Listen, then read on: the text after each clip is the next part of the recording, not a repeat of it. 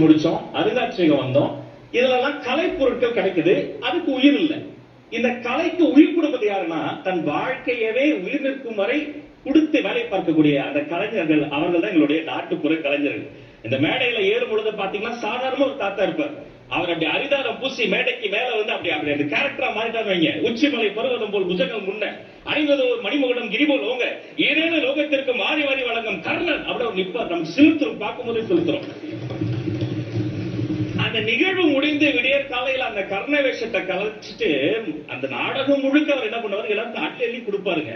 காலையில பெர்ஃபார்மன்ஸ் முடிஞ்ச பிறகு கொடுத்த கரம் அப்படியே திரும்பி போய் பேமெண்ட் கேட்டு நிற்கும். பார்க்கவே நமக்கு ரொம்ப சங்கடமா இருக்கும்.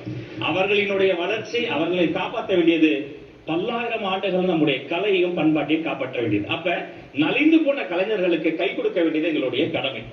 இப்படிப்பட்ட கலைஞர்கள், அந்த மாதிரி கலைஞர்களை வளர்த்து விடக்கூடிய ஆசான்கள் இருக்காங்க. அவர்களுக்கு அங்கீகாரம் தர வேண்டியது எங்களுடைய கடமை.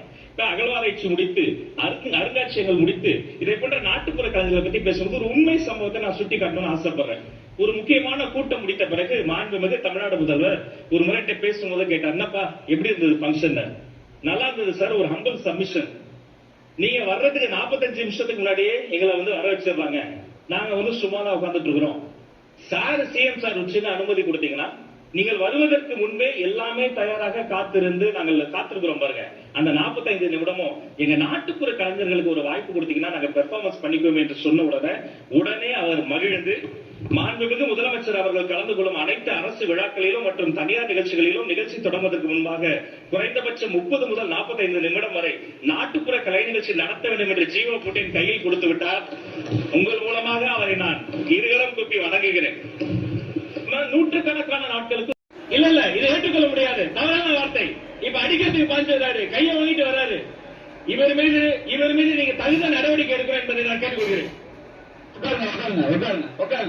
ஒரு நிமிஷம். அமைச்சர் நிர்மல்குமார் என் பேப்பர்ல இருக்குன்னு சொன்னாரு. அது ஏதோ போற போக்கில் அவர் சொல்லல, உண்மையிலேயே என் டேபிள் இருக்கு. அத்தனையும் ப்ரூஃபோட ஓபன் பண்ண வச்சிடாதீங்க.